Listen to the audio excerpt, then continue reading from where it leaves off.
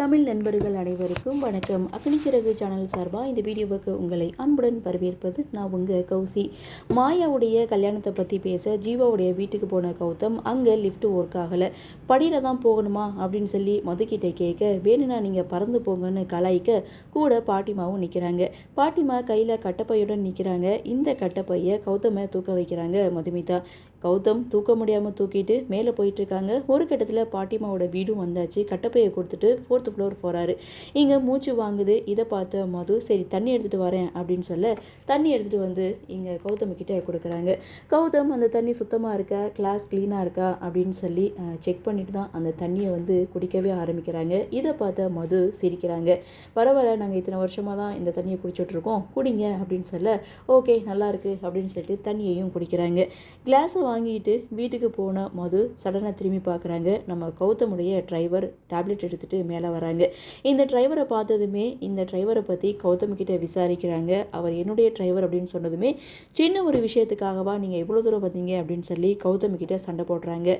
இங்கே ஆக்சிடெண்ட்டை பற்றி மது ஒரு பக்கம் பேச, மாயாவை பற்றி கௌதம் ஒரு பக்கம் பேச, ஆனால் இவங்க ரெண்டு பேருமே வெளிப்படையாக பேசிக்காமலே இவங்க இந்த விஷயத்தை வந்து பேசிகிட்டு இருக்காங்க.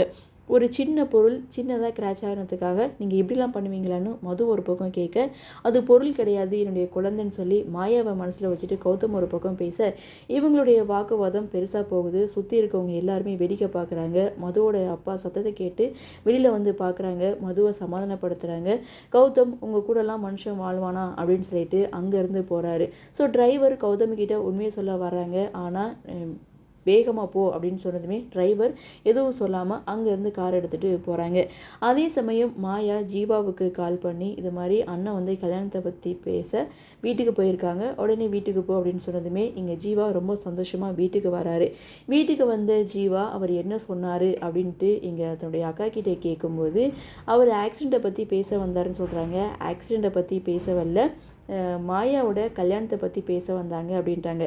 அவர் எதுக்கு கல்யாணத்தை பற்றி பேசணும்னு சொல்லி கேட்கும்போது, அவங்க அண்ணா அவர் தானே கல்யாணத்தை பற்றி பேசணும் அப்படின்னு சொன்னதுமே ஒட்டுமொத்த குடும்பமும் செம ஷாக்கில் இருக்காங்க. அதே சமயம் இங்கே மாயா கௌதமிக்கிட்ட கல்யாணத்தை பற்றி பேசியாச்சா அப்படின்னு சொல்லி கேட்கும்போது இது ஒத்து வராதுன்னு சொல்கிறாங்க.